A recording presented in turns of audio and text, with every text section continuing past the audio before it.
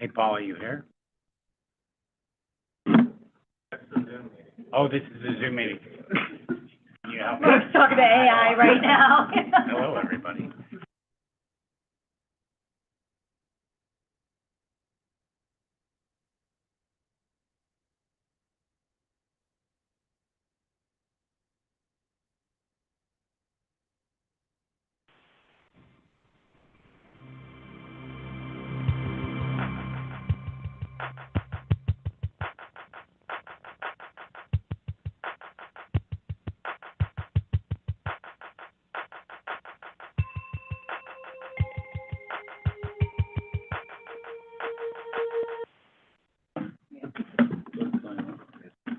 Make sure.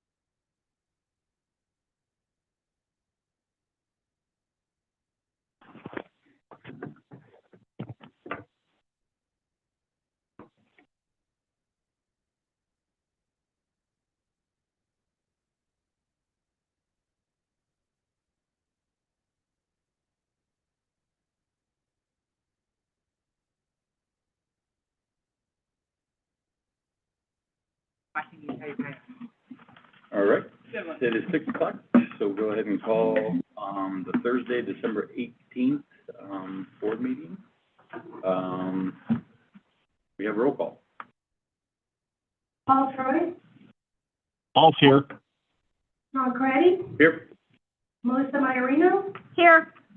Andy Dittman, Rich Bobby, Here. Andy Feckety, Here? Mrs. Murray. Okay. We have a quorum. Number two, we'll go ahead and move into closed session, as indicated in the Open Meetings Act and 5 ILC S 120/2C for discussion of the 5 meeting points below. Second? Roll call. Mr. Troy, Yes. Mrs. Maiorino, Yes. Mr. Feckety, Yes? Mr. Craddy, Yes. Mr. Bobby. Yes. All right, so we are in closed session.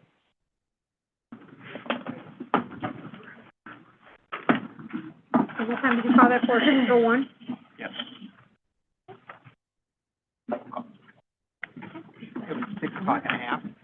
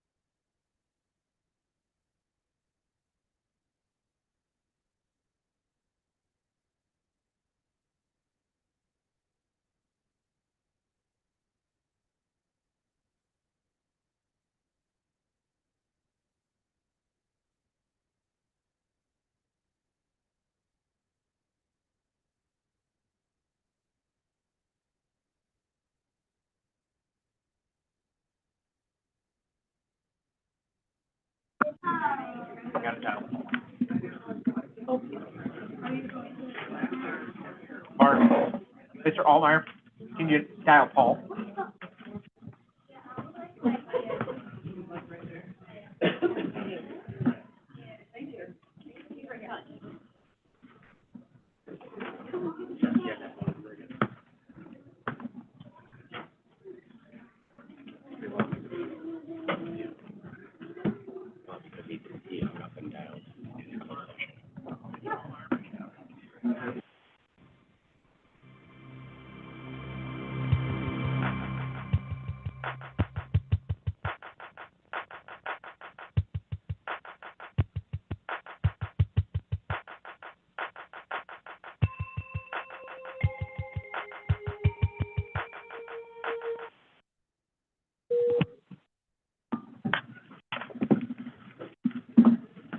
All right, we are back in, open session.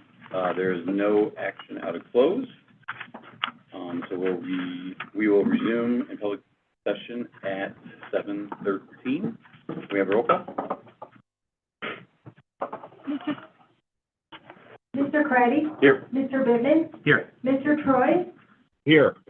Mr. Peckity? Here. Mrs. Murray? Here. Mr. Bobby? Here. Mrs. Myrino? Here. Okay, we will move on to number 4, the Pledge of Allegiance.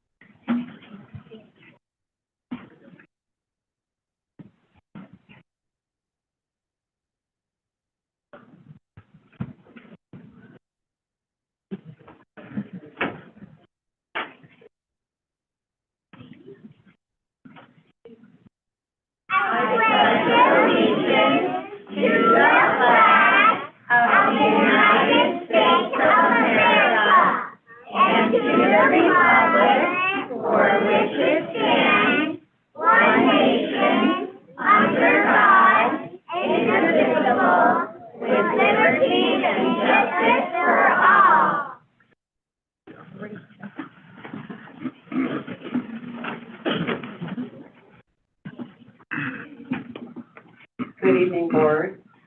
We are delighted to have these special guests with us here tonight. These are our Early Childhood Center kids, and they're going to tell us their names, and then they have a little special surprise for us, right? They do. Hello, I'm Dr. Powell, principal of the Early Childhood Center. I'm just going to, oh, you want to face this way? Okay. All right, I'm just going to go around. You can each say your name, okay? I'm Sebastian. Lincoln. Michaela. Anna. Joseph. Zach. Kyle. Zach. Elliot. Dominic. Amy. Papa. Good job, friends. Okay, we do have a special surprise for you as well. We're just going to get some bells handed out. And a special thank you to all the teachers and paras that are here to help us out tonight. And Miss TJ, Miss Paul, Miss Agnata, Miss Jeannie, and Miss Amy.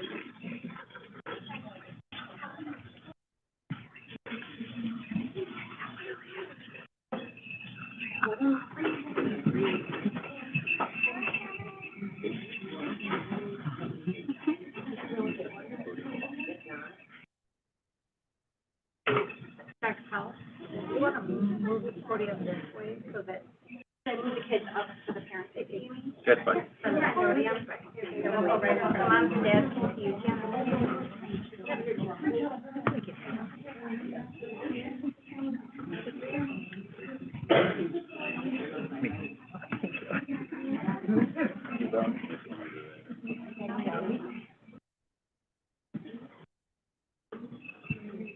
Dashing through the snow in a one-horse open sleigh, over the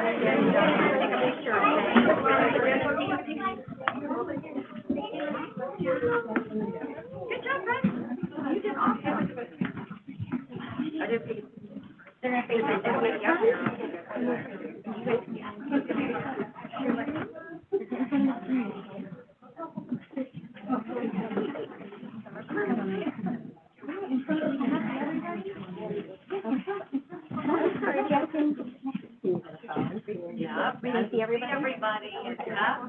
You guys can look up, you're okay, you can look up, no, you're good. Amazing. Oh, geez, yes,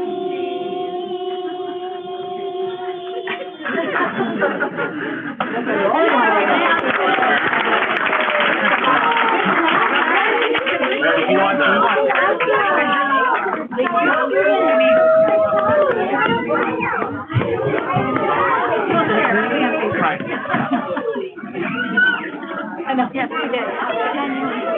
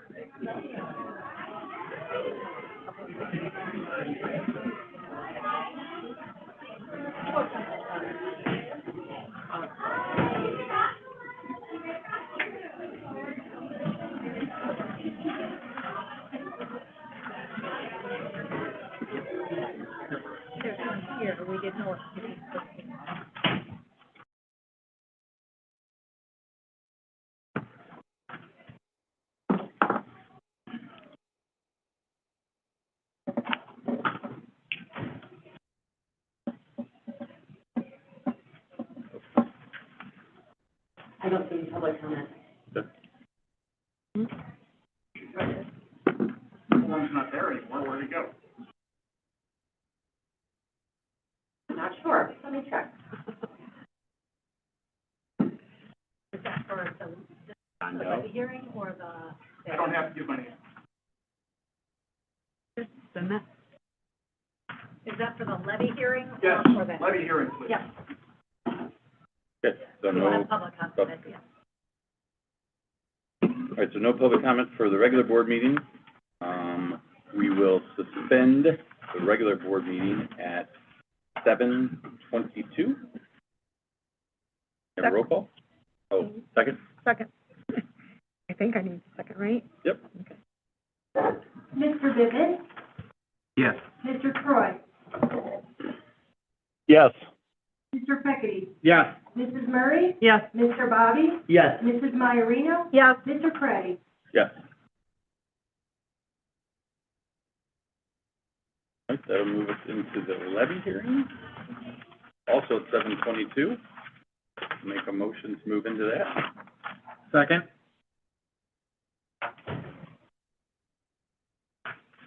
Roll call? Mr. Troy, Here. Mr. Peckity, Here. Mrs. Murray, Here. Mr. Bobby, Here. Mrs. Maiorino, Here. Mr. Preddy, Here. Mr. Bivin. Here. Right. Everybody's here. Number 2, testimony for 2025 levy. Ms. Altman. Thank you very much. I'm going to start with this. You might notice I lost my voice the other day. I'm going to probably tone it down a little bit. I might have to whisper a little bit, so if might appear to be a little more dramatic. Get closer to the microphone. I'll do the best I can here. Over the last several months, we have talked about the property tax levy. And so tonight, in doing so, I do have a little more brief of a presentation to outline the property tax levy for 2025. I also want to note that it's really hard to follow the singers of the Early Childhood Center because that was awesome. And that is a reminder, right, to each and every one of us of this is what it's all about our kiddos from ECC all the way through the light program. And that's really what this is all about because we recognize that 65+% of our revenues for the school district do come from our property taxpayers, whether it's commercial or residential. And we don't take that lightly, at all, but it's a fact that we rely on that revenue to do the things that we need to do. So I do have a brief presentation to outline a few of the points of the levy and a few other points that we should consider along the way. We already talked about our why. I'm going to define PTEL. PTEL is a property tax extension law limitation, so we'll talk about that. We'll talk about the 158 tax rate benchmark so that the community has an understanding of what our current and future expected tax rate should be after this levy. We'll talk about historical abatements because I think that is a very important story that we tell and we have told over the years. We'll talk a little bit about a historical CPI, and then ultimately we'll get to the levy 2025 data point. Now, PTEL, the property tax extension limitation law, more commonly referred to as tax caps, limits the increase of the taxing district of the tax levy to the consumer price index or 5%, whichever is lower, right? And what this really is, it's a limitation law, right? The school district, because we are subject to this law, we can't just simply ask the community for any percentage we want. It's a limit, it's a cap that caps us at that inflationary increase or less than that inflationary increase. And, you know, with CPI being upwards of 5% the last 2 years and us being capped at 5%, it is doing exactly what it's supposed to do, and it's capping and limiting the school district for how much we are allowed to ask of our community and our taxpayers. That's the property tax extension limitation law. Our tax rate, which is a result of, right, our equalized assessed value, our market values of our homes and our properties, combined with what we are asking for from our community, from our taxing district, shows you kind of where we are from a tax rate basis. These are a majority of, there's a few outside of McHenry County here, but we have one of the lowest tax rates in all of McHenry County. This is last year's 2024 tax rate. We're going to talk a little bit about that 408 at the bottom, going even lower to approximately $3.91. But I do want everybody to see this because if you're living in Crystal Lake or you're living in Woodstock, you are paying a lot more in taxes for that same value of a home, significantly more, several $1,000s more. So I guess the point I'm making is, you know, we're a very good district, doing great things at this district. We're approximately 18 to 20% below the state average in operating cost per pupil. We're also one of the lowest tax rates around. People are moving here because of our low tax rates, which we should all be actually very proud of. This is part of our history with the levy processes. 11 out of the last 14 years, we have had excess resources, excuse me, for which the Board of Education and Administration has set dollars aside to even lower the impact of the CPI. So you can see there on the far right-hand side, the extended CPI as a result of us abating upwards of, you know, in 2012, $4.5 million, $2.3 million in 2011. And most recently, we abated $1.16 million in 2023, and last year, $110,000, bringing all of our percentages down significantly. Looking at it in graph form, what we have asked for from the community in terms of what was their average property tax increase, net of new construction, these are the percentages you're seeing. From 2015 through 2021, we were significantly below that 2% threshold because of all of the abatements we've done. We were able to bring down the impact of that 5% levy in 22 and 23 to 4.12 and 3.85% last year with a decrease in debt combined with the abatement we did. We were able to bring the impact down to 2%. It's 2.76%, the impact, the extended impact this year, because we do have a relatively flat bond and interest payment, mortgage payment, if you will, this year. And with that flat mortgage payment combined with that 2.9% overall ask of the community, the overall ask of the community is 2.76%, a little less than that 2.9%. So that's also important to note.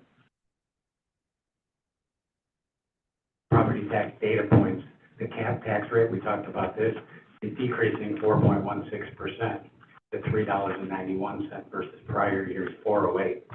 So an important percentage there is that 4.16, while we're asking for an increase of 2.76% based on home values, commercial property values increasing, right? That's, the tax rate's actually coming down more than what we're asking for at 4.16. The 2.9% CPI to homeowner with a $300,000 home, and I know that homes are a little more than that, but doing the math, it's approximately $135 for that household for $300,000 house. And so there's property tax bill to be paid in 2026. With the decrease in the district's debt, we talked about that, the increase in property taxes to our taxpayers, net of new construction approximates 7.76%. And as we have done every year in all districts that are PTEL do this, we did balloon our levy by 1% or approximately $900,000 to cover us if there is an underestimate of new construction. We currently have new construction estimated at $60 million. So I did want to note that you do have the levy in your packet. When we did the preliminary levy, new construction came in at $55 million. And when we reran, working with McHenry and King County, when we reran those reports, they are now estimating that to be approximately $60 million. So good news to the district, $5 million uptick there. But we still balloon about 1% to cover us for an additional $23 million in new construction. And lastly, the levy request approximates $90.865 million. With that brief presentation and things that we've talked about in the last few meetings, I would open up the floor to questions, but at this time, administration would like to make the recommendation for the Board of Education to approve the 2025 levy as presented. Consumer price index at 2.9%. Thank you.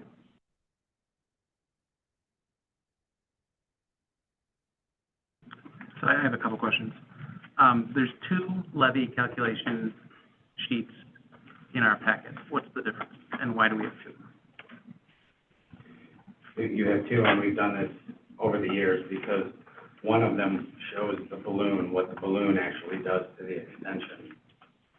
The second sheet that does not show the balloon, which is after the certificate of levy, okay? Because with the balloon, that's what we're asking for when we pass the certificate of levy off to the county clerk. Those two numbers tie.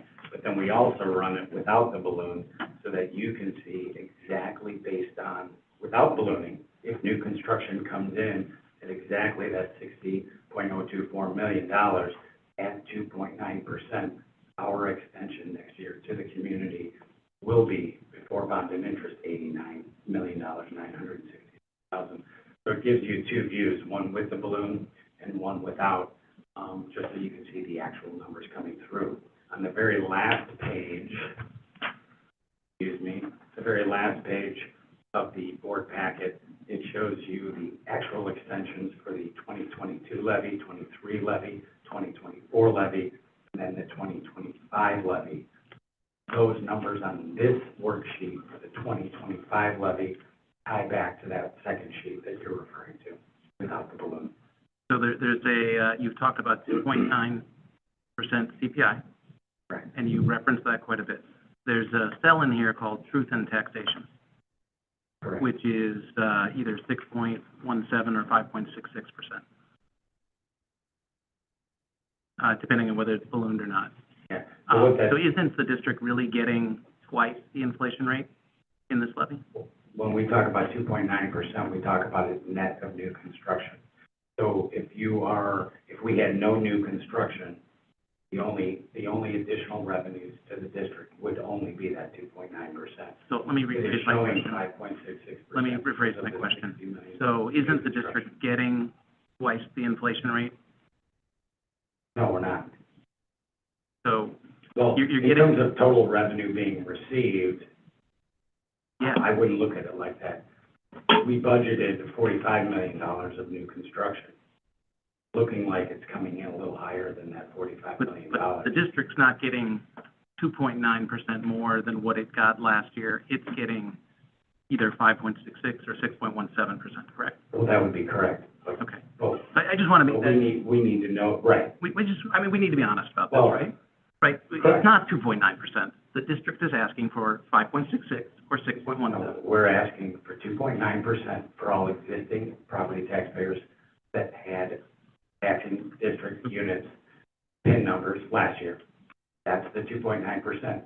You are a new property owner coming into the district, you have to pay your fair share of taxes, whether it's the village, the fire department, or the school district. So those are additional tax dollars. Not like we're asking for 5.66% from the community. We are not.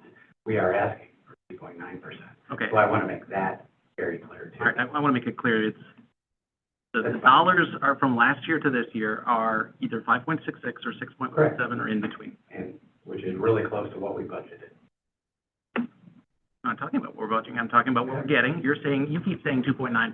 That's not really true. The second thing is, on your last sheet, where you have the rates, and I'm a little confused because you've got 4.08 up here, but it says 4.36 here. And the 4.08 and the other rates in there don't match anything near what I had on my property The tax. 4.0 rate was last year's limiting rate. But that's There is not a what was cap on my rate, tax. and then there's a bond and interest rate. There's an all-in rate, and then there's a capped rate. Those are all capped rates. Okay, so you're picking and choosing a lower rate. Got it. Thank you. That's all the questions I had. Okay, that's great.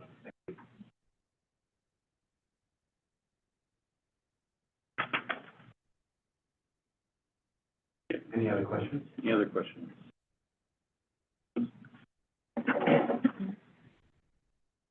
I just wanted to clarify for the amount that we're asking for, is what the district needs, okay, for our budget, and we are asking for a specific dollar amount, and that the board is not determining who pays what. We're asking for a dollar amount, and the county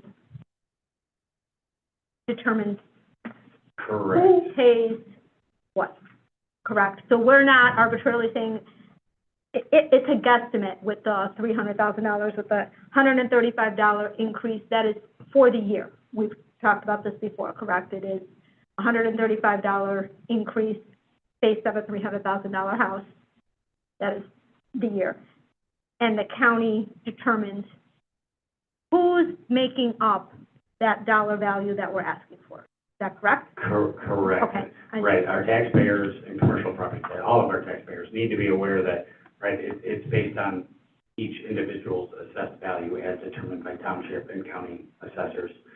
And they may go up and down, right? Mhm. On average, we do try to provide a number to the community that what we are asking for, what would that equate to in a perfect world situation where everybody's home value went up by the exact same percentage. But we recognize that doesn't happen.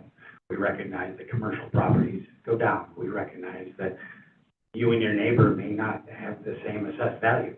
And if it gets reassessed, it may get reassessed higher or a little lower, and you may pay a little more than that, 2.9%, versus your neighbor might pay a little less.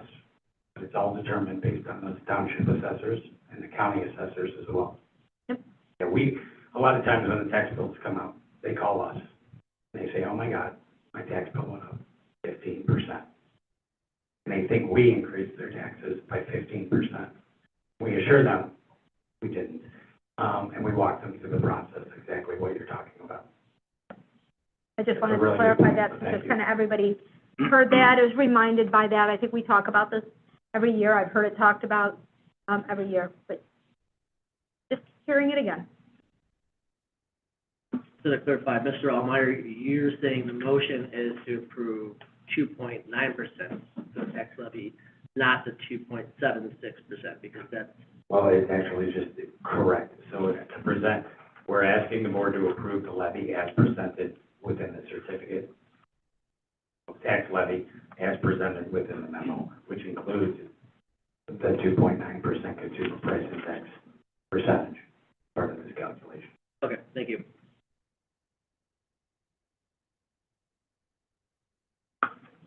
Yeah, anything else? Okay, number 3, public comment. Mr. John Doe.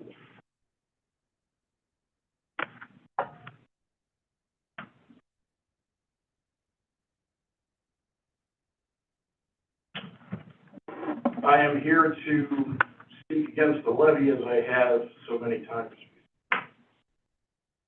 2018. We had 8,519 students in this district. 2025. We have 8,358 students in this district. That is a loss of 2%. In 2018, we had 1,317 employees in this district. Today, we have 1,474 people in this district as employees, a gain of 10%. I have come before this body and spoke many, many times about my objection to the levy. And it's obvious that the majority of this board is not going to hear the public, and they don't care to hear the public. So I'm changing my approach. And my approach is to you, Jessica. I think you're terrific. You know me, you know my family. You're the right person in the right place in the right job. I'm asking and begging that you take a look at your staffing levels after this year. Please. The middle management in this district, and you were educated in this district, you grew up here, okay? Did you tell me that you had 20 instructional coaches? Did the position of an instructional coach even exist when you were in education yourself as a teacher? It didn't. Where did it come from? We have 21 instructional coaches in this district, some of which are making over 6 figures a year. And they are not in a classroom teaching a student. I don't know what else to say. I'm begging, please. There's money there to be reduced. We have $81 million in this district in salary. Next year it's projected to be $84 million. This board is a rubber stamp to Mark, and they're a rubber stamp to this administration. No one's going through that $100 million plus budget, line by line. Nobody's doing that. The only one's doing it is, and this board is a rubber stamp for their approval. If you come back to them with a staff reduction for the next budget or the next school year, they'll listen to it, and they'll take it. They'll take your recommendation because you're a professional and you're doing the best for this district. But you gotta think of us too. You gotta think of us too. It's just insane the amount of money and waste that is there. We have 21 administrative assistants. 4 alone in the high school. 9 at the district office. What do we have? We have 1 superintendent and 4 assistant superintendents. What are the others doing? I have no idea. The population in this district is going down. It has been. We've been through the growth, now controlled. The staffing levels in this district need to go along with that, please. I'm begging, please.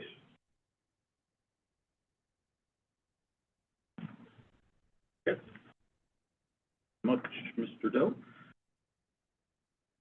Number 4, adjournment. Make a motion to adjourn the levy hearing at 7:43. Second.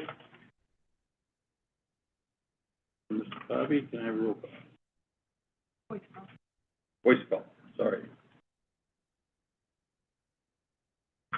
All those that approve, say Aye. Aye. Aye. Opposed? Motion carries.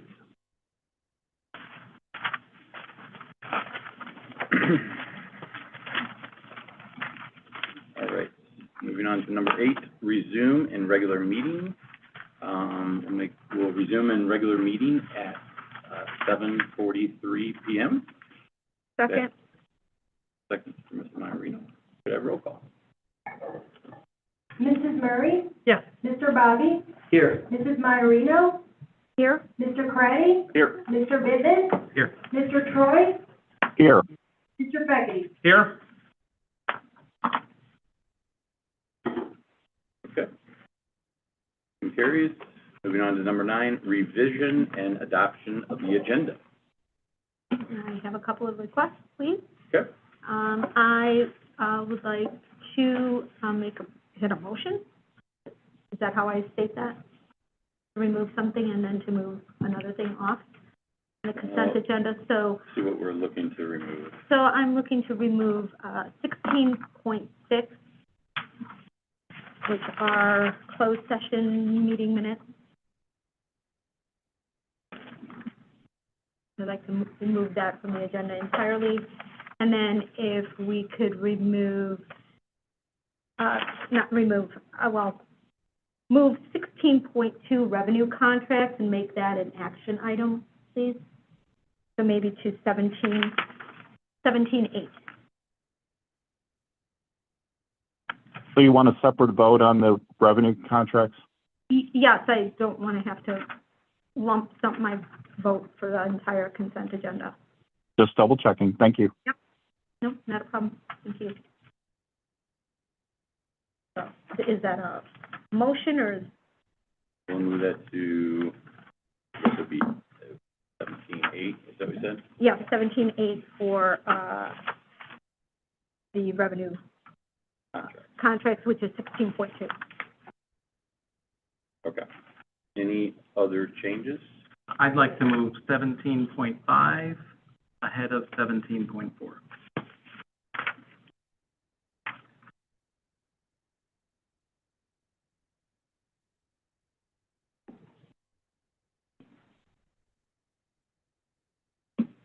Okay. 17.3 and a half. Do 3A and 3B.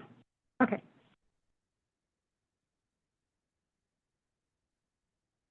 Okay. Anything else?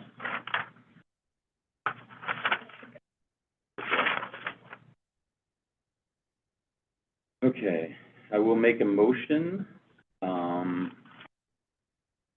to make a revision, to the agenda, removing 16.6 and removing 16.2 and moving it to 17.8 and moving 17.5 up to 3B.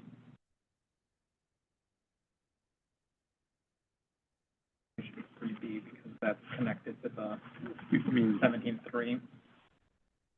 Should just be, make 17.5, 17.4. So reverse 17.5 and 17.4. Correct. We're swapping. Okay? 17. Yep, that's perfect. Second. 17.4. With 17.5.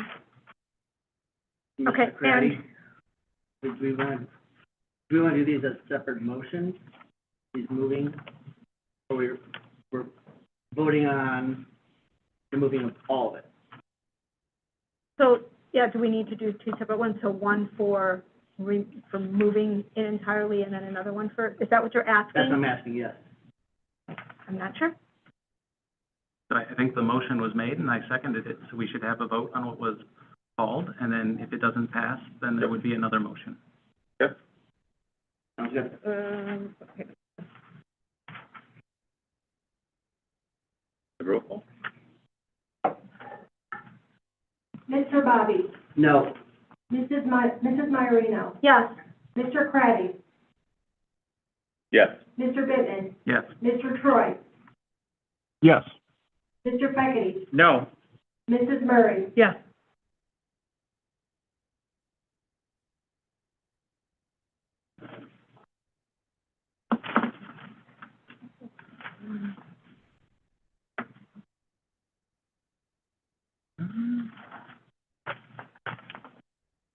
All right.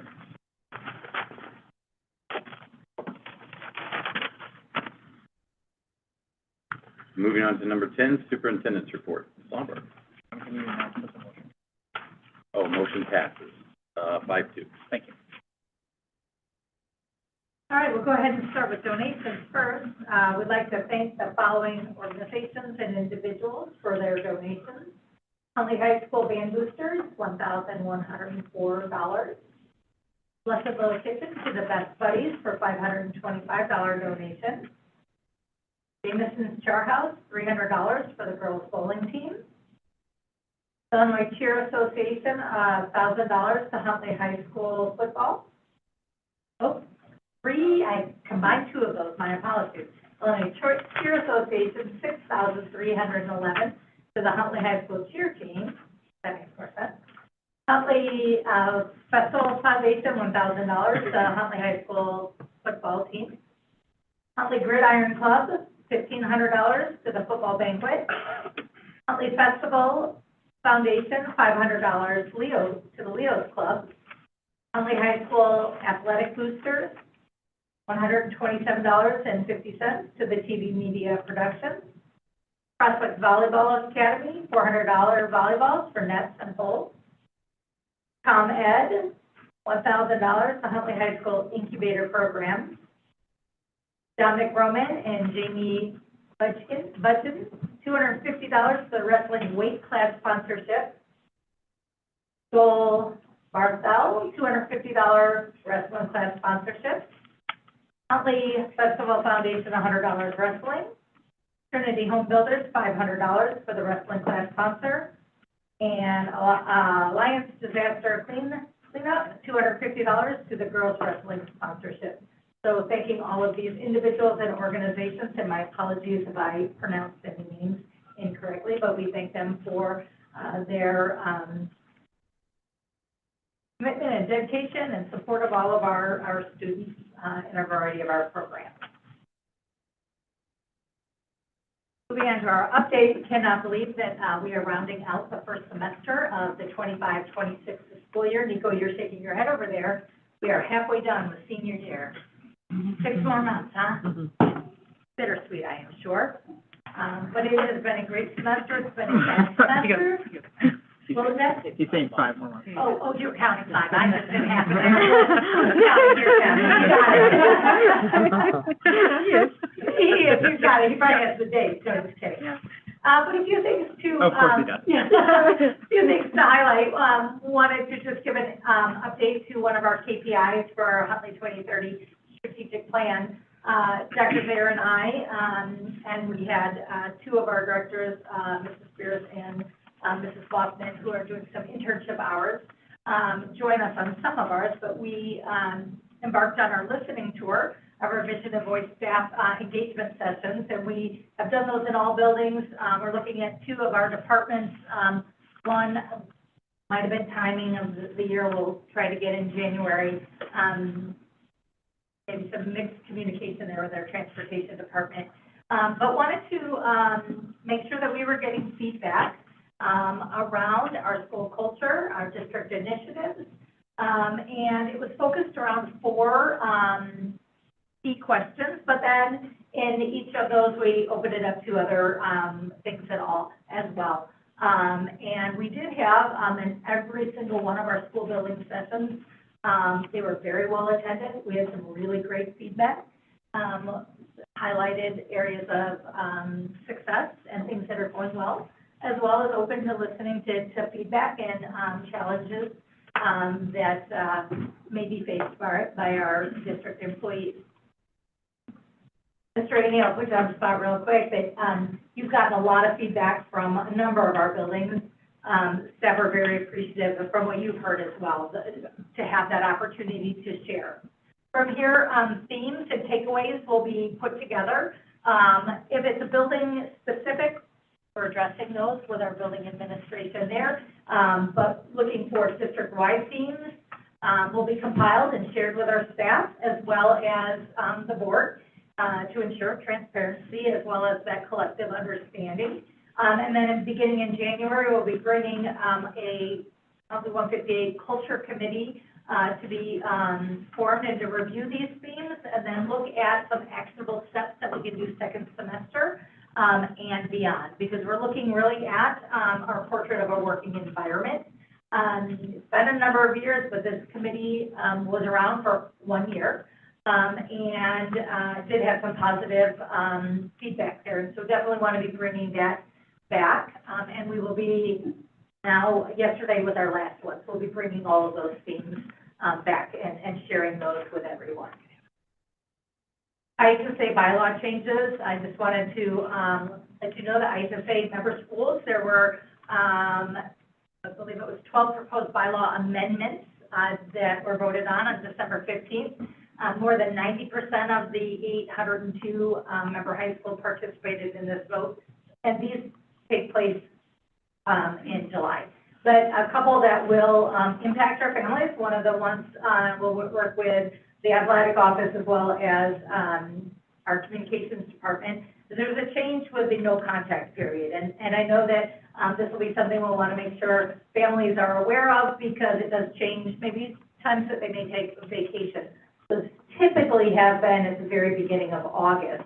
That has moved the annual summer no contact period to the week of July 4th. So it's June 29th to July 5th. So it's a considerable change. And that's the time where it's restricting formal practices, competitions, open gyms, et cetera. The board of directors expanded from 11 to 15. They're including 4 new seats reserved for superintendents or equivalent school leaders, so that there can be a voice talking about how some of the things being discussed might impact the school, a school district, or the financial component of that. So that was approved. And then for football, the season timing is revised. The regular season will start 1 week earlier with the first games. Ours might be a little bit different. Well, TBA, the first games. We're looking at what the schedule is right now. But they added an increase for the playoffs, which will extend by a week. And so looking at that, we'll be getting information out. We thought we had our calendar set for home and away games, and all of that will be changed a little bit. So some changes with IHSA, not a lot of big impacts for the whole, but those are definitely ones that we wanted to bring forward, and we will make sure that our families and our athletes who are part of those are communicated with that. A couple of FOIA updates. Actually, just really one. The November 21st, the governor signed Senate Bill 0243 with some changes with the FOIA law. What the major change here is that a school district now, a lot of these potentially because of some FOIAs that might be AI generated, that if a district believes that a request was not submitted by a person, they may reach out and require the requester to verify orally or in writing that they are a person, and so there's timelines around that, which hopefully some of these, we haven't been impacted as much as other districts, but that there would be some timelines and things that we could look at with some of those potentially AI-generated FOIAs. Parent-Teacher Advisory Committee update. On the 9th, we had our second quarterly meeting. The main focus around this was around policy 7180, bullying, harassment, and intimidation. Dr. Zayer, Mrs. Faulkman, and Dr. Hoyo assisted myself with presentations and station exploration around data with bullying, harassment, intimidation, our website, resources. The major resource we looked at was Smart Social, and we also did some definitions. And 2 tangible tools that are being created by the committee right now for parents are kind of a definition one-pager with some examples, and a tool to assist parents with questions at home that will help conversations with the school in terms of reports and things like that. So we were pretty excited about that. We could have gone on and on with a lot of the things with our resources. It was kind of good information or things that many people in the room hadn't seen. And so another is looking at how we can do a campaign to educate more parents about the resources that Smart Social has, and some really, really good things there with that. Our Radar Roundtable, you may have seen, we focused on our music department and had some of their concert music and things playing in the background.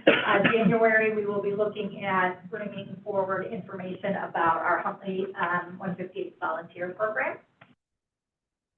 For Community Connections, LGMC was hosted Leadership Radio McHenry County in the morning for their education day. They spent the morning here within our district. I participated in a superintendent panel along with a superintendent from McHenry Elementary District and then the superintendent of the high school district in Crystal Lake. Mr. Altmeyer and Mr. Troy also participated in roundtable discussion around education and funding components there. And then they went on some tours of some buildings on this campus, and then their afternoon was over at MCC. So it was great to be able to host many leaders within our county and share information about what happens in the realm of education. Just wrapping up our holiday tradition of serving holiday lunch to all of our staff across the district. Again, Mr. Amy, well-loved tradition, right? I think if we talked about changing that to a different meal, staff would not be too pleased on that. But it's a lot of fun. It's a great way to connect with all of our staff in a short amount of time. And so it was really, really good to do that. Got our data here with our enrollment. Yes, we are definitely still seeing that decline in enrollment, so we're carefully watching that.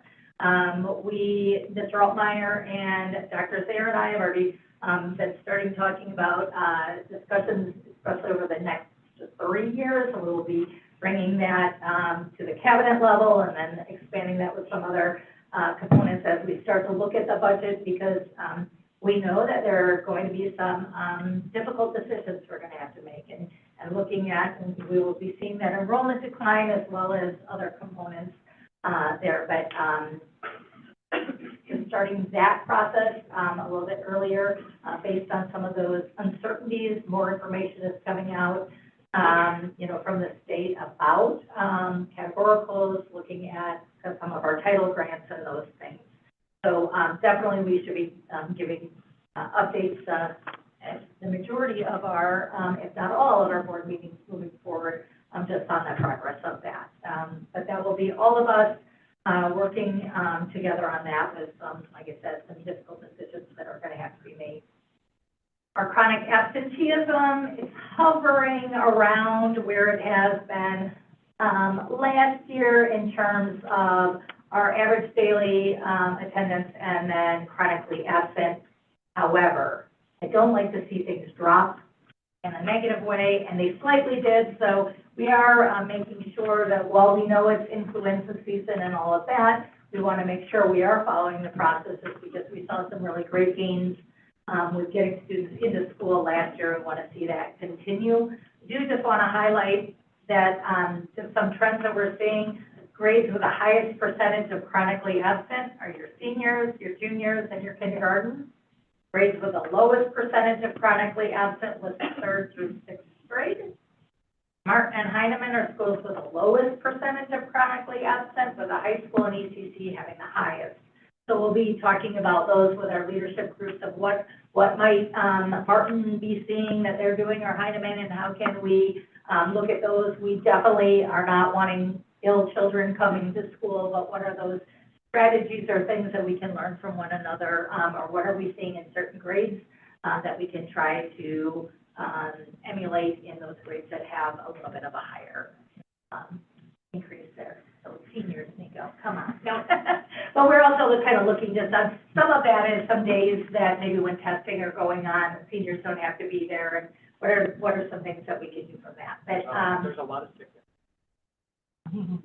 you're smiling. So there really is. Yeah, Yes, there really is right now. I've been like trying to avoid everyone. Yes, yes. We are definitely in the influenza season right now, with it, and the fluctuation of the weather is not, are helping very much. But some, really great things that, are going on in the district right now. But this data is important to us, and we'll be continuing to follow through with that. And unless there's any questions, that's all. Good. I would just like to thank again the 16 donors, giving donations back to the school district. That is much appreciated. Any other questions? And just a couple of, I guess, questions and comments. What, let me go back, I'm looking at your memo, I'm gonna take it in order here. So with this FOIA update, how is the district planning to handle this with making sure, have we set something in place, for, because this is saying, within 5 business days, if the public body has reasonable belief that the request was not submitted by a person, it may request verification. So how would that happen? Yeah, let Mrs. Barr jump in, but, when we get a FOIA, it goes to our FOIA officers, they review that, depending on, who is available to go ahead and fill that. Sometimes there is information that they may need to, reach out to that individual to ask for additional information and narrow scope, or if it's a voluminous, to ask for, extended time. So they would reach back out. If this was something that was not an actual person, we wouldn't be getting a response back. But we follow those same things. I think it's going to be important that we put this now up, on our website as part of just all of our FOIA processes and procedures. But, Mrs. Barr, if you were to get something that you felt, you would respond back to them, in writing and ask for them to either verify orally, call in, or in writing. Yes, That's correct. What would make you think that are you thinking AI generated FOIA request? Because that's what if it's saying submitted, sure. I think, what is this saying? Why is this? Well, we did, and I can't think how long ago it was, but there was one evening, we received multiple FOIAs in a couple-minute span that were pretty voluminous. We were not the only district, and they were most likely AI-generated components. They look different than the others. Sometimes they'll come in, full of typos, or, they sound, it's not super clear what they're asking. So, we have had a few instances like that, and so then we would have the right to reply back and ask for some clarification. Who are you? And so to try to, what's happened is there have been some other districts who have questioned that, and there's no response. And so that's kind of where this all started, which made the school district wonder, is this even a person? So Right, that's kind okay. of where this is coming from. And that's what I was trying to clarify, that you're weeding out potential AI-generated, not trying to weed out who's behind a FOIA if it's coming from John Smith or. And we have had very few other districts, like I said, have had multiple that they would have been able to question. I don't think we would be, not that I'm saying this, it'll make happen more, but utilizing this very often. But no, it is not to try to, figure out, oh, is this really their name? No, it's if there was some key indicators that this was generated. And I recognize this is the governor signing this. I understand this is not a district thing. I was just seeing how our district was tackling this and what steps the district was going to take on that. So it was just more of a, curiosity on that. And then, so thank you. Yeah. I appreciate that. Then I was also at our parent-teacher advisory committee, and that was, well attended. There was great conversation and great activities in the Smart Social. We had talked about, maybe we get board members to kind of sign up and see what it looks like and have like that kind of activity just to bring awareness. Because there were a lot of people who, as much as we talk about Smart Social, there were a lot of people that really didn't know what it was or how it worked or that they could even access it. I think they thought it was something that the district information was sending out, not that they could access on their own. So I was kind of a little bit surprised that people didn't know that they could access Smart Social. So I thought that was, it's important to get that out there. And then the last one was about the attendance. Is there anything that we could do with the wording on the letters that go home? I just get, in passing in the community, just people, they don't like the wording. People feel like insulted by it. You're saying this, it's, you know, my kid had the flu legitimately, had doctor's notes, it's an excused absence, they had no choice, they were sicker than sick. And then I get this automated, you know, email that says, your kid's bound to drop out of high school. And it just, it isn't received well from parents that did it. They get really angry that their child is being labeled as a potential dropout. And that's just feedback that and maybe it's, I'm not as in tune with the elementary, and obviously I'm more connected at the high school level, but what can we do to still get the message out, but not put it so heavy? We can go ahead and review those again. I know we've reviewed those a few times. There were some things that we noticed this year that changed from last year, where maybe signatures weren't happening, or names weren't, you contact your team, but then, you know, contact information wasn't on there. We can go back and look at the wording, because we don't want it to be punitive. But what you brought up about they were legitimately sick, they had a doctor's note, that's not the letter. That's where we need to go back then. If there's an example of that, you can share with me, you know, later if there's a specific to say to that team. You should be having a discussion as a team. A nurse should be able to review and say, I know that so-and-so, this was mono, it was whatever. That letter then should go out if there are some of those legitimate things. So my understanding was that some of the schools were doing that, but the high school may not have been. Maybe they've changed that recently, but I believe the elementary and maybe potentially the middle schools are actually reviewing all the you're going to prison letters, for lack of a better term, and, but the high school might not have been reviewing that.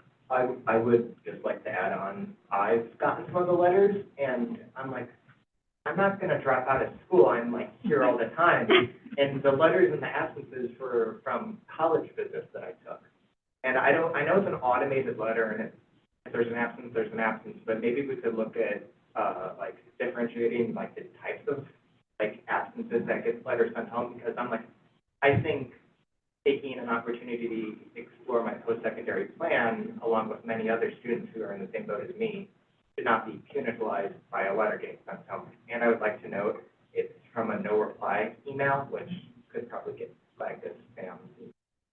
Well, that should be fixed. We talked about that a couple of weeks ago, along with what you were discussing as well, Mr. Rittman. And so we'll continue to follow up, because those were a couple of those, that process was put in place. We need to make sure we're doing those things, so we can double check on both of those components when we review that letter.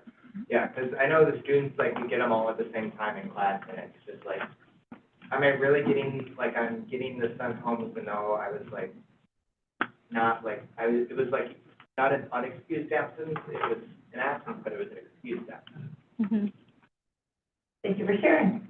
Yeah, and it's that number. I'm sorry, I'm cutting you off. You were going to say something. Go ahead and speak. Okay, no, I got a letter, for both my boys, and I think it was a mistake, because one of them, I'm like, he hasn't even been gone for 2 months, so I'm not sure where the trending is going on for him. And then my other one was sick one day, and, okay, you know, and I said, so what qualifies? Are we looking into the why? I wrote back on Monday, cricket.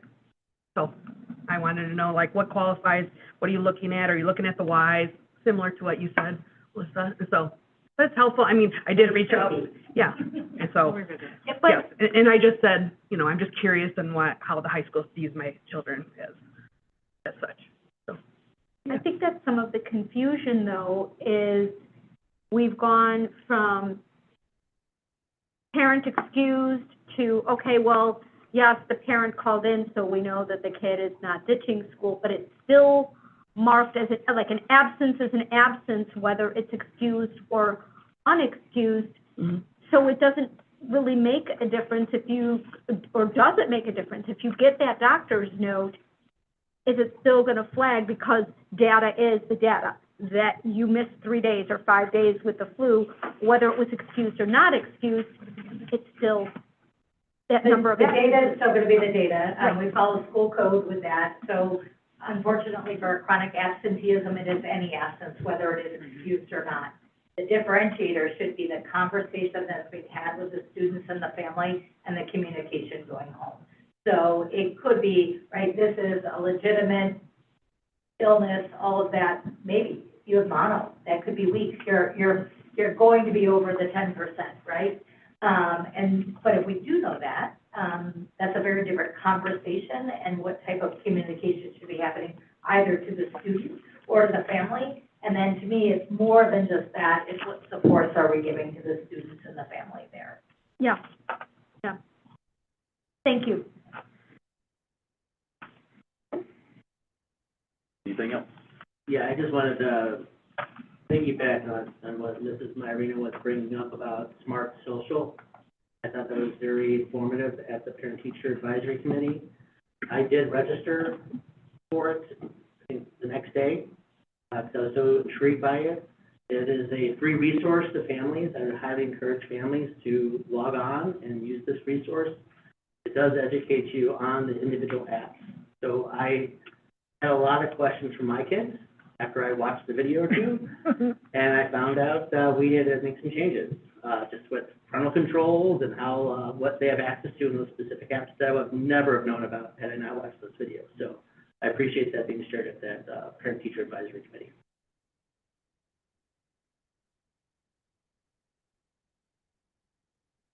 Okay. We move on to number 11, student board representatives, Nico or Emma.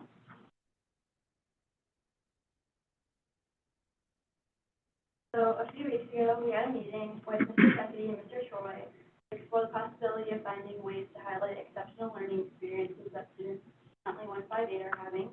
We discussed ways to build more reports, ways to collect methods, and ways to present this information. And the overall goal is to build a framework for this in the first round of submissions in early 2020.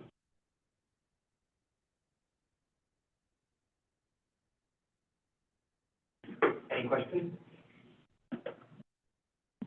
I'm excited to see those. I think we can give it a small version in January, since we don't have a committee of the whole, but we'll be there. So hopefully we'll be able to highlight a little bit of that, and it'll continue to grow and expand there, so. Thank you.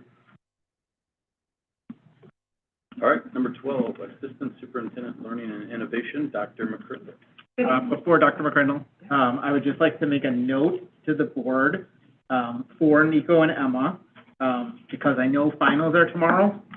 In the event that the meeting goes late, that they have permission to leave if they need to go and study for finals. We might just send them out too. Just last time we tried that. Yeah. Yep. Okay. Dr. McCrindle. All right, good evening. I have two updates for you this evening.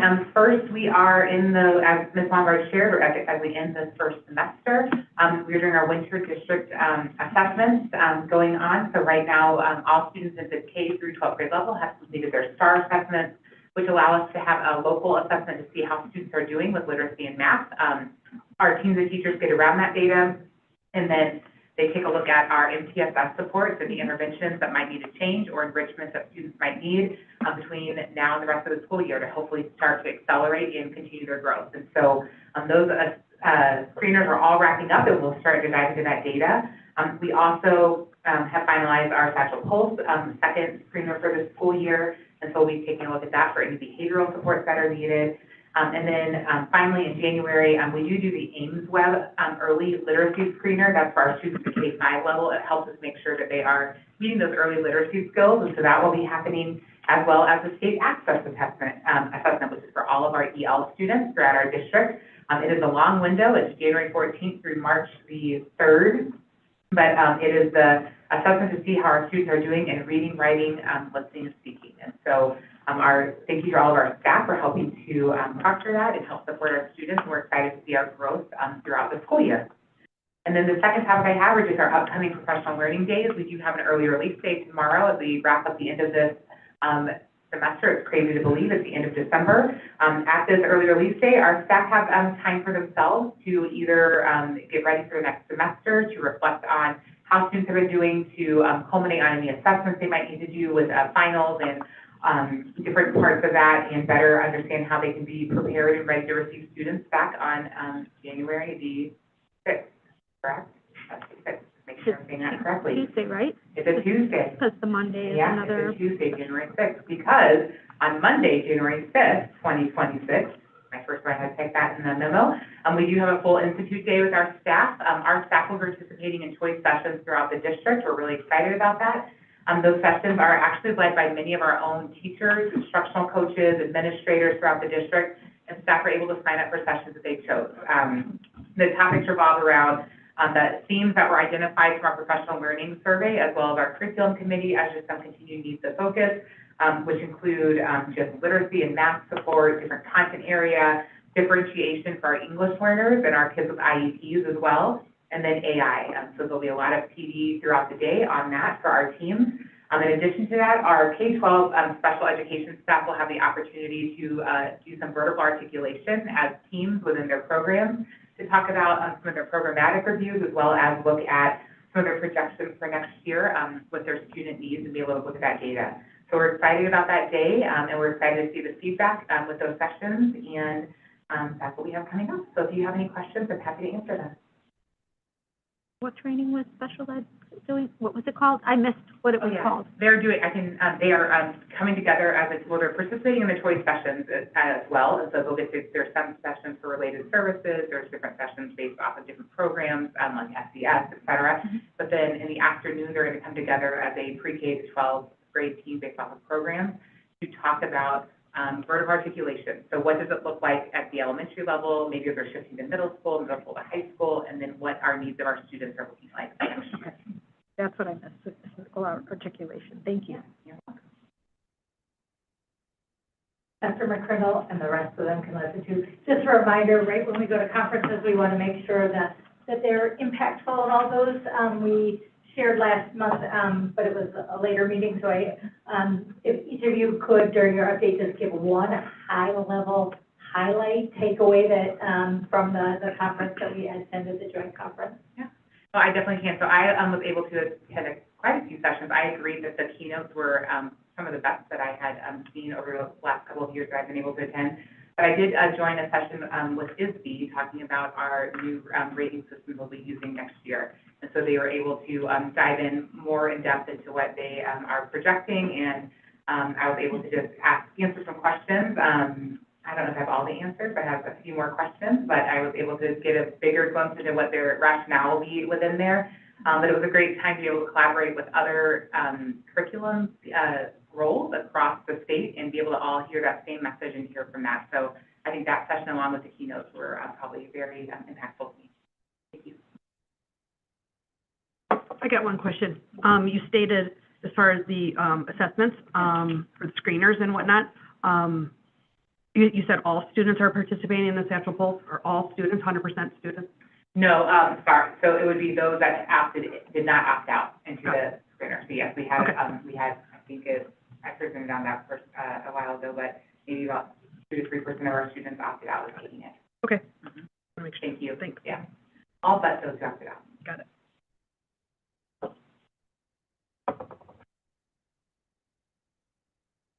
Okay.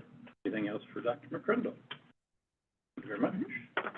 Number 13, Associate Superintendent of Human Resources, Dr. Zier. Good evening. The memo to share with you tonight just has some of the updates here from the last couple of months. from the Human Resource Department. Completed on some teacher salary studies for LUDA and ISD, so big lists that we do annually there, way out in front and getting those done at the deadline. So the LUDA organization that we belong to, they've had a tough time getting people to complete the salary study, and because there's a lot of data that goes into it. So as we get into some of the larger districts that belong to LUDA, it's not a requirement to do it, but some of the larger districts bigger than us weren't participating, so they made a shift this year and had someone else take it over and made it about a 15-minute survey. So we're very interested in what kind of data they have pushing back from that, but it collects a lot of salary and not as much benefits data this time around. So we will get that hopefully in the spring. Starting to look at staffing for 26-27, coupled with our enrollment projections using that CASARTA study. Went through our open enrollment period in November, so that is something that is getting what we're in cleanup mode right now for open enrollment. We see those new insurance plans go into effect January 1st, and then any type of new deduction, January 10th is always a big paycheck for us because we have new deductions that are feeding over, and we got to make sure all of that is being done correctly. And any vendors or anything that we've switched up with. And then started working on the elementary projections for 26-27 also as we get ready to roll those classes up for next year. And then also included here are just some of the charts we've been tracking over the last last year with staffing counts, health insurance enrollments, and also our health screening.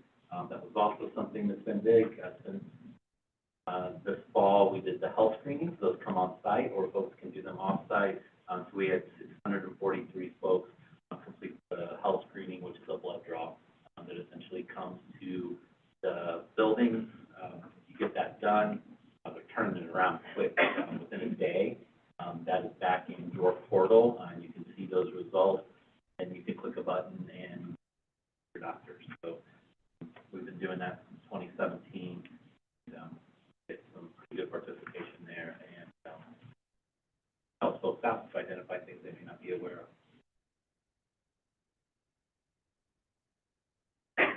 Any questions on the memo? I'll switch over to III.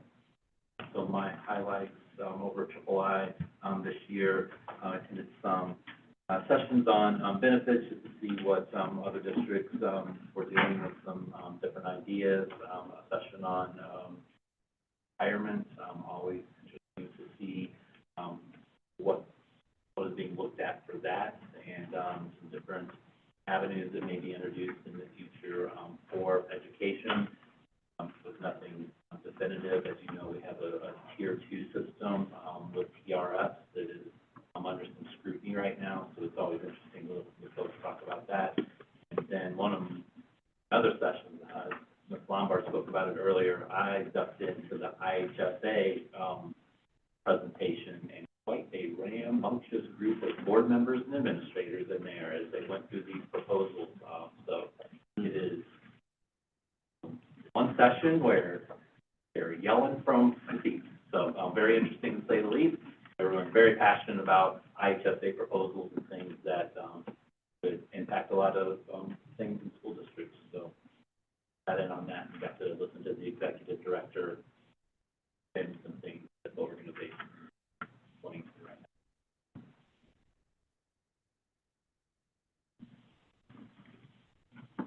now. Any questions for Dr. Zier? Okay.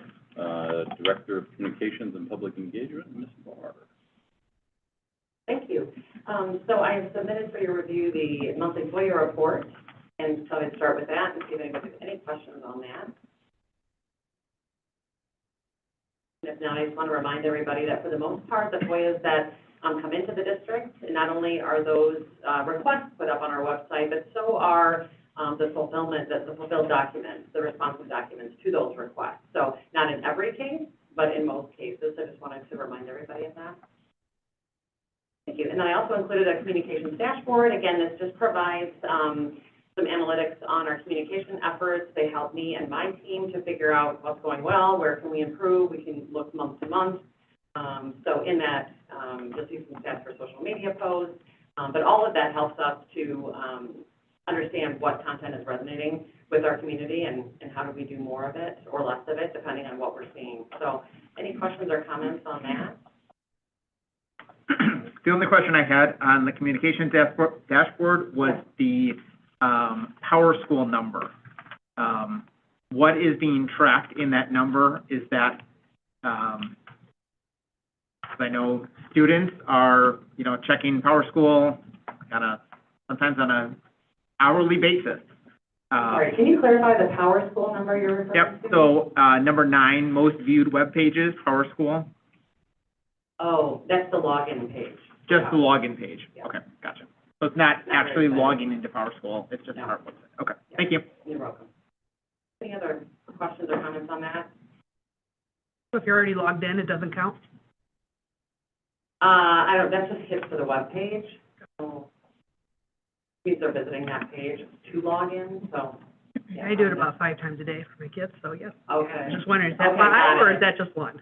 Oh, okay, per visit, Probably 5. Yeah. and But make you're- the top 10 every time. Yeah. Okay. But you're probably going to the app. Oh, yeah, Yeah. actually. So this is, it's Oh, not okay. calculating that. No, Yeah. Okay, correct. all right, thank you. Yeah. I had a quick question. I want to go back to, just the FOIAs real quick. You said the responsive documents, Yes, you said most, not all. right, Is there a yes. threshold or, what are the parameters, I guess, that would make something not be up there? And then if it's not, then what would stop somebody from FOIAing the FOIA? Yeah, so, well, first of all, this is something, to remind everybody, this was something that the board decided 2 years ago now, Mhm. wasn't it? To put the responsive documents up on our website for the public. This is not something we're required to do. Right. But there's some benefits in doing that. So, the times that we wouldn't do that would be when we use our discretion for student privacy reasons. So if we feel that in those responsive documents, even though we have provided those to the requester with the redactions, if we feel that even with those redactions, there could be something in there that would out a student or, in any way violate their privacy, we will not post those in those instances. Okay. Yep. Thank you for clarifying that. You're welcome. Good for myself, but for anyone else that's listening as well, so. Thank you for asking. Good question.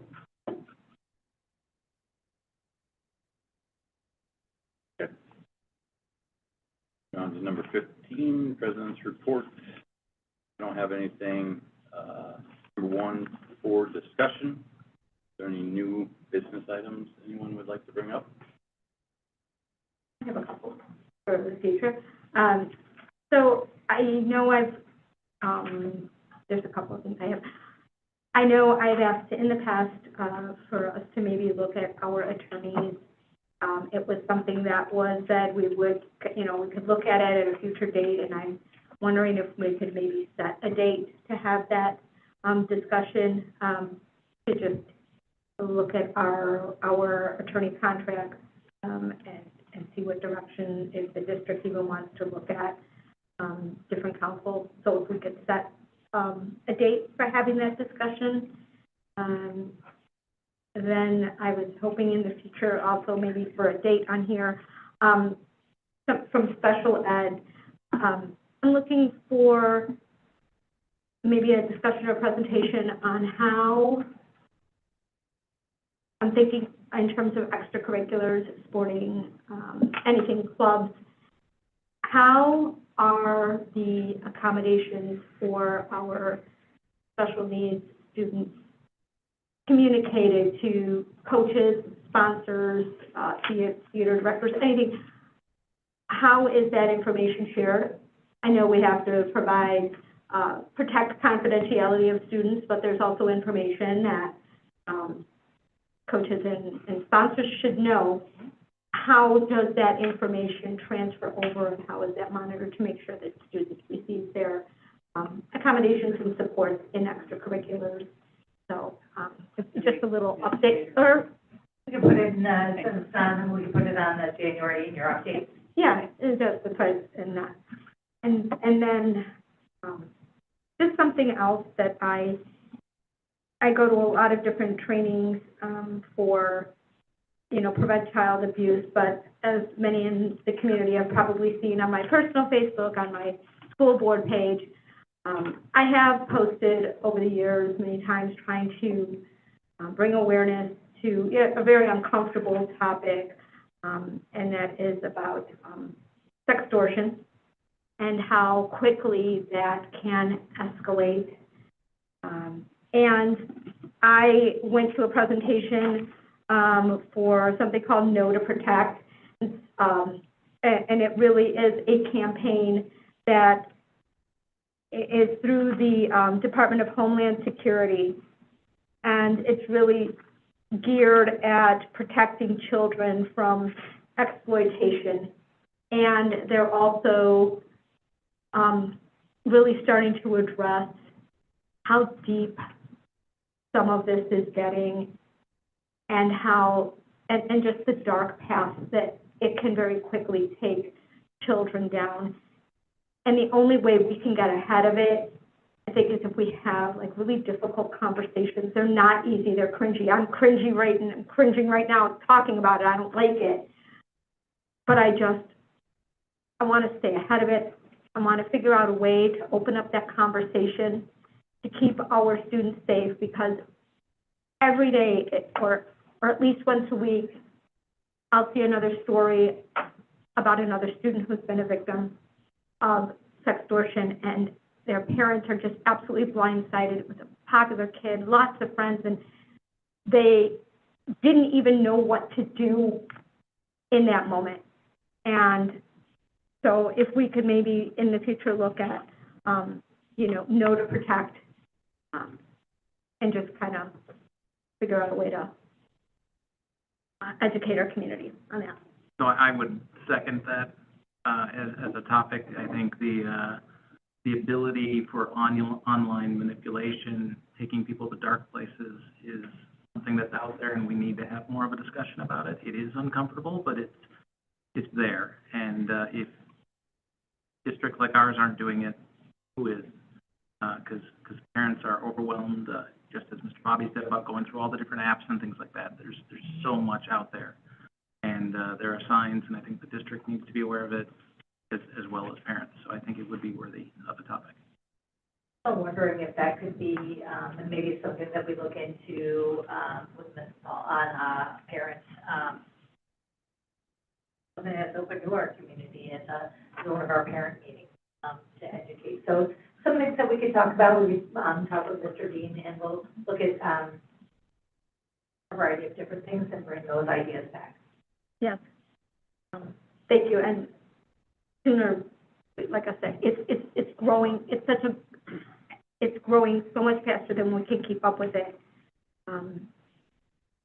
And let's be an example then even for other districts to be like, hey, look at 158's doing this, and piggyback, and now it becomes not just a district initiative, but it expands to other schools in our conference, and it just grows, and now we're supporting each other, and we're teaching how to have that conversation.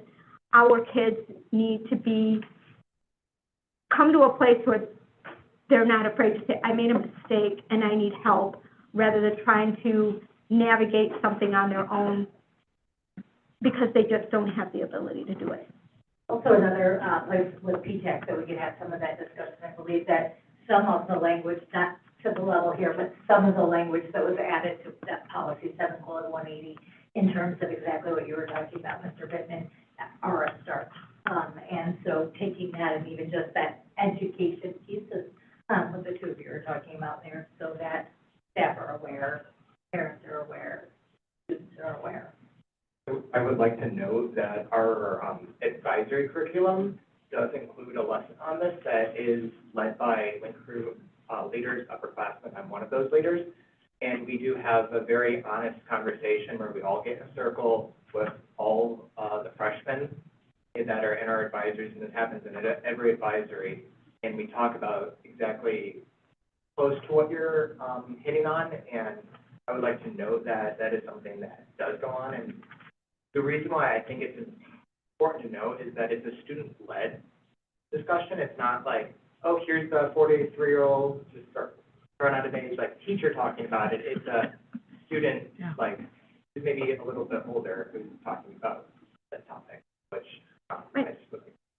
You're amongst your peers where you feel comfortable, sharing what somebody else may be experiencing also. And, you know, kudos to Link Crew.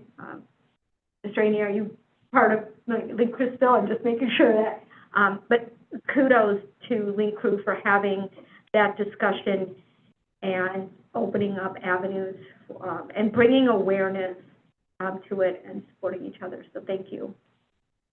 And sorry, one more, for new business, I would request that the policy committee take on, I think it's 220, which is the, really the attendance, because, as Ms. Myerino wasn't here last time, I understand the reason why she didn't call in was because, a school-sponsored event was not considered, a good enough excuse to be not in person. And I think we should be a little bit more forgiving than that. And I think we should look at that policy. I wanted to follow up too on, just a survey, the sports, like for fall sports have already come and gone. I know I asked a couple of times on this. I think it'd be really important, like anonymous feedback from parents or athletes to coaches. I think that'd be great to do. Yeah. I know we talked with the high school and the athletics about that two-way feedback, communication component on there. Haven't dictated how and all of that, but we could absolutely follow up on that as a KPI of ours for a variety of different, organizations that we want that feedback. We've seen it with our vision and voice. We've seen it with the things we've added to our parent or staff newsletter, so we can get an update there. I've had a lot of people, since I brought that up, ask me about that, and I'm like, I don't have an answer totally yet, but, even students, it's just as many as parents, so I just want to do my due diligence, and since I brought it up, I want to keep following up on that till that's happened. Well, we're working with them on making sure that we have feedback, not dictating, we haven't given a directive that come from them about, from administration to them about how they're doing that, so we will follow back up on that expectation is there together. That, I do have a question from the two of you from students, since Mrs. Murray brought the students there. Are there, avenues, both of you are involved in extracurricular types of activities, whether it's sports or various organizations, are there ways that you, can provide feedback about the sport or the organization, et cetera, that you're involved in from a student perspective? I can go first. I did see this, I'm not personally part of this organization, but, SALT, which expanded to include activities beyond, also including athletics, has gotten, restarted up this year. I think unfortunately they had to cancel one of their meetings just because of the, snow in the mornings, but they are, getting started back up. So that is one way to provide. From students? Okay, Students okay, so, to the yep. athletic and activities administration. Okay. So maybe some avenues they're looking for students, still need to follow up on parent part. Or even anonymous. I think that's a key component to that too. Thank you.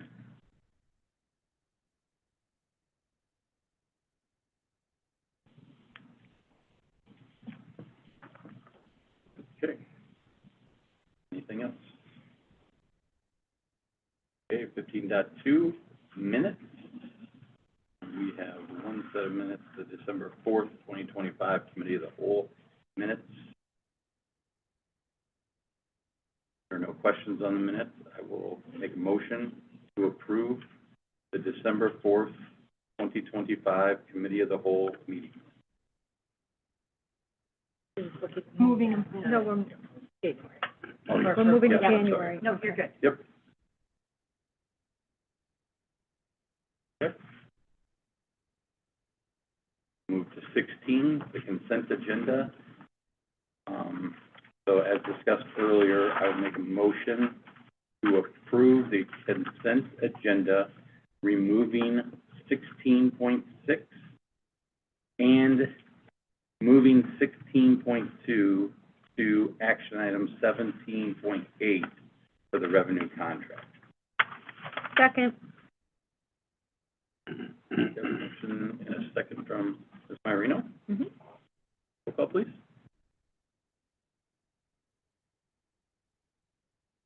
Mr. Bivin, Yes. Mr. Feckity, Yes? Mrs. Murray, Yes. Mr. Bobby, Yes. Mrs. Maiorino, Yes. Mr. Craddy, Yes. Mr. Troy. Yes.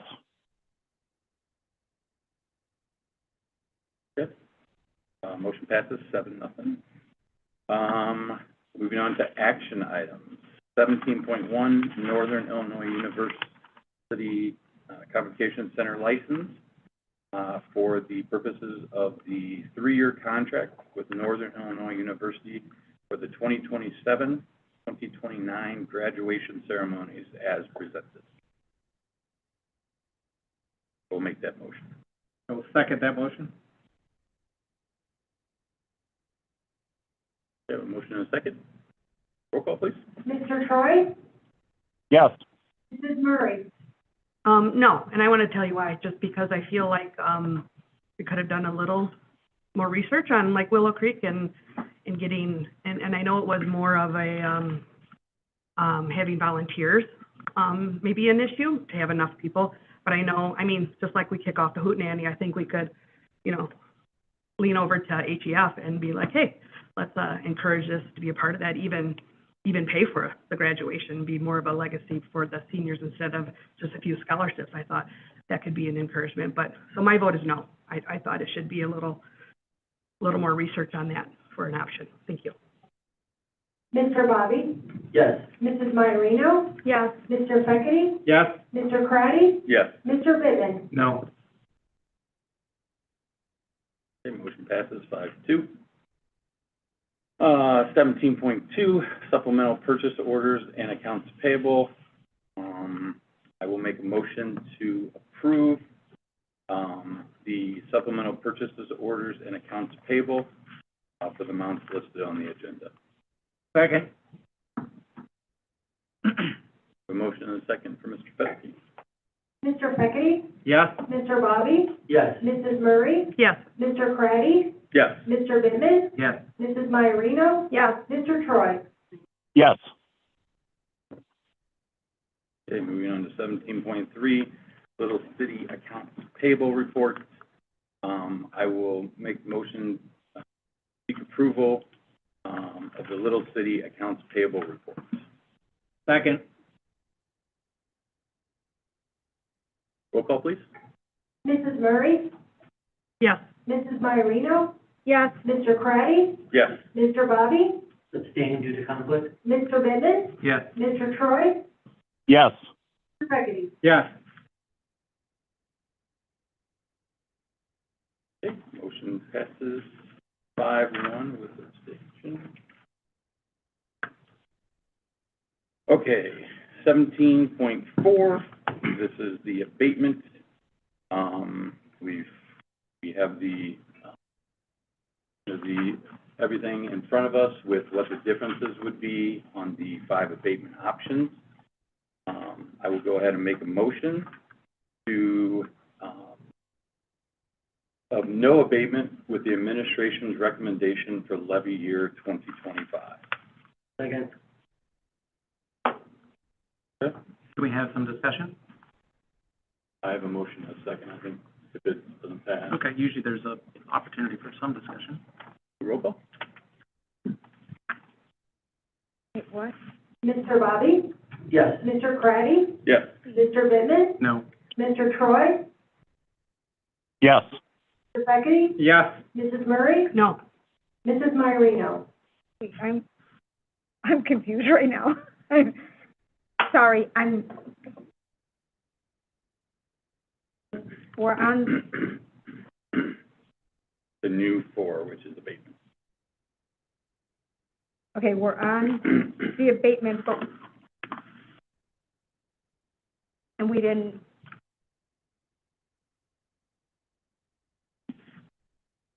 on, sorry.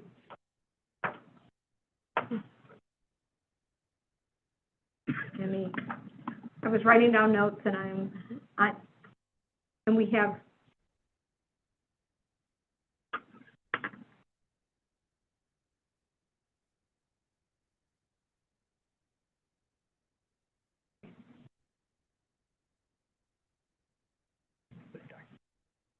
right, okay, thank you. I'm very turned around right now.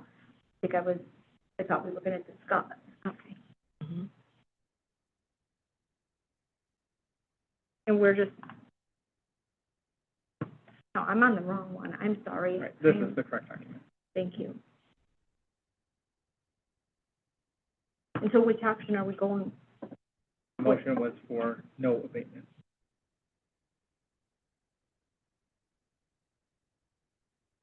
No, okay, no, I'm not going with no. Okay, motion passes 4-3. 17.5, levy 2025, property tax extension. We had the hearing.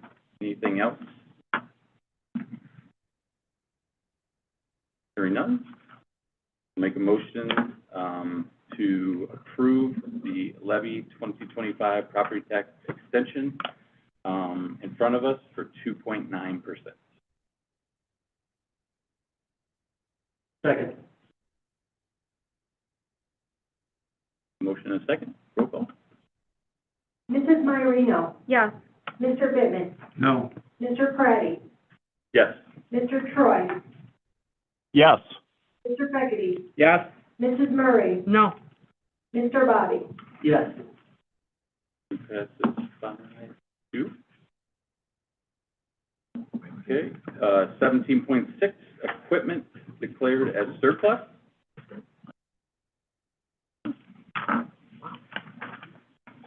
I will make a motion to approve the equipment listed as declared as surplus. I will second.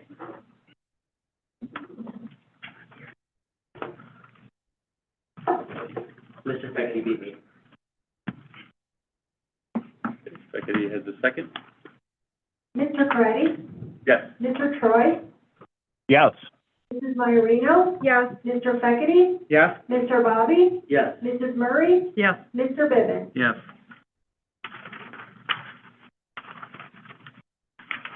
Okay, 17.7, HR personnel. Anything else? I will make a motion to approve the HR personnel report in front of us. Second. Bobby with the second. Roll call, please. Mr. Bivin.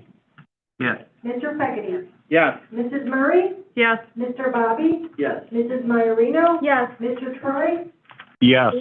Mr. Praddy. Yes. Motion passes 7-0.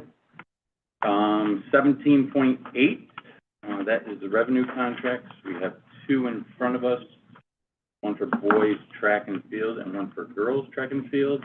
What was the original number on that? 16.2. The original? 16.2, thank you. Yep. Yes. Questions? It was pulled off, so I assume. Yeah, hold on. Let me get back to this. So, I know this was for, we had a increase in our percentage that we're receiving from this. Again, do we have clarity as to how this fundraiser is working? So how, are people just calling whoever? Are they going into a room? How does this fundraiser happen? What happens during this fundraiser? Well, generally, the crowdfunding fundraisers could be multiple things. I do believe the ones that are on the table are generally just those that they're reaching out to family members, friends, asking for donations to go through the system. And how it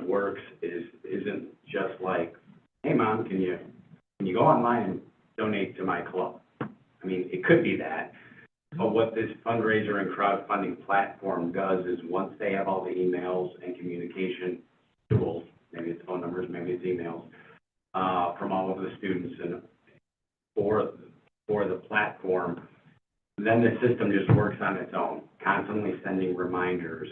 If somebody goes in and doesn't donate, they'll send them another reminder.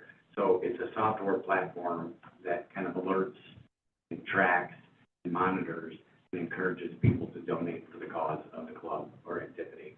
That's crowdfunding. That's what this software does. So versus we have RepTrak, we have RegWorks, we have a place for parents to go in and pay athletic fees. We have that.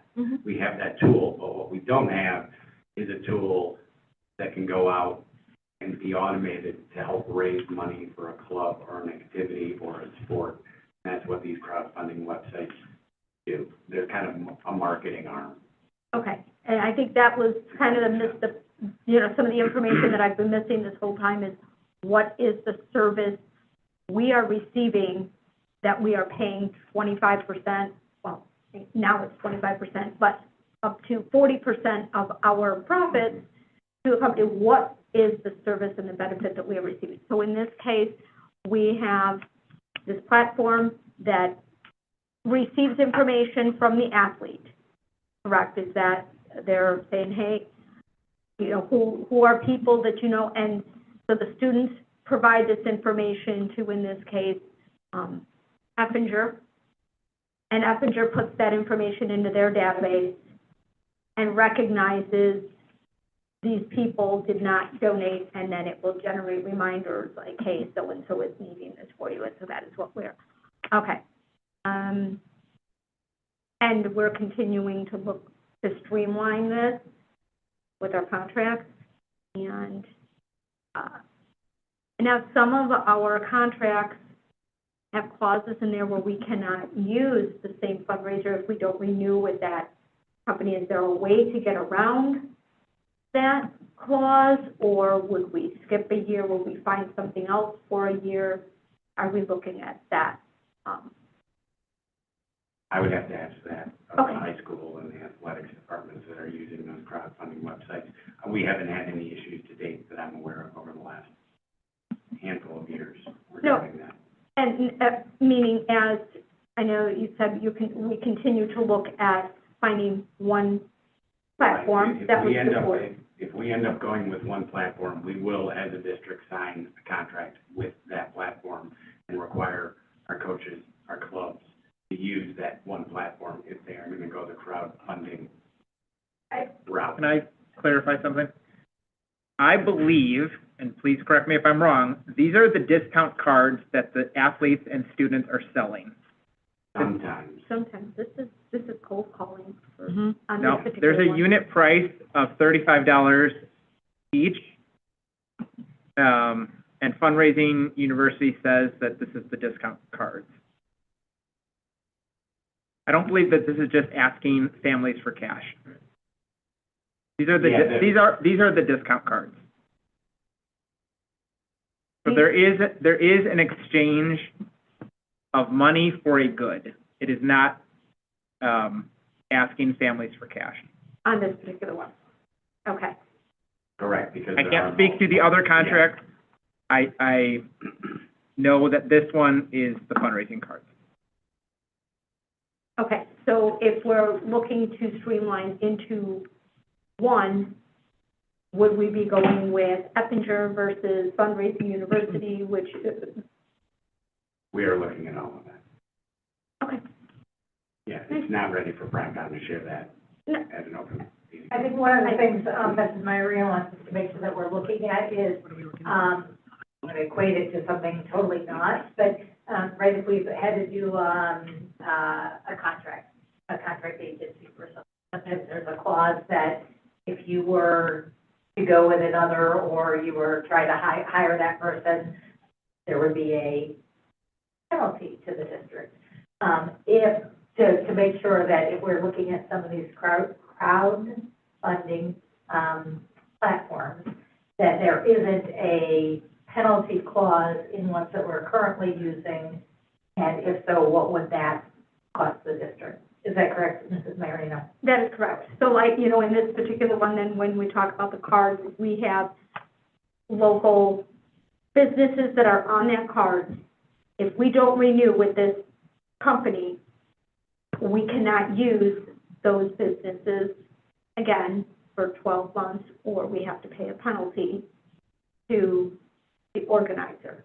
We'll make sure that committee is looking into all of that. Yeah, Correct. thank They you. are. That's, we talked about that, but thank you. Okay. Thank you for the conversation. Is it on the resume? Yep. All I right. have a question. And I know this is the general board meeting, not the committee of the whole, but have we looked into the success rate of these crowdfunding from a target revenue versus a real revenue standpoint? Yes, yes and no. So generally speaking, when they fill out the request for the fundraiser, there is a targeted revenue number on there. And I will say, with the majority of crowdfundings that I have seen recently, and what has been going into the activity accounts as a result of those crowdfundings, it's generally more than what is being anticipated and targeted on the form. So to answer your question, that would be a yes. Thank you. For future consideration, I would just like, when we continue to have this conversation, for there to be clarification in the vocabulary used, because I think it's confusing to the community. I think when we use the word crowdfunding, I think that the association is GoFundMe, where you are just giving cash for something, and we just need to clarify which of these contracts are asking for cash and which of these contracts are a fundraiser where it is an exchange for a good. Because I think that that's an important distinction that we need to make. And we can absolutely make sure that based on the forms that you're looking at, we either add that or make sure that before anybody signs off on that, that information is present and known by everybody. Okay, thank you. Thank you. Just one more quick thought. Back, and I don't know if this is still part of our policy, but I'm taking it back to maybe 2014. There was in the policy, no two activities could have the same fundraiser. Was that ever No, true? I So, don't think so. so cheer and football could hold a car wash. Correct. That didn't matter, okay. That- So then I was that- given, Yeah, that was not I part thought of the that was, policy or no two. procedure. okay. Thank you. Okay. I'm done. Thank I you. will make a motion to approve the revenue contract, stated in 16.2, but now 17.8. I will second that motion. Mr. Craddy? Yes. Mr. Bivin? Yes. Mr. Troy? Yes. Mr. Peggotty? Yes. Mrs. Murray? Yes. Mr. Bobby? Yes. Mrs. Maiorino? Now, yeah. All right, moving on to 18, public comment.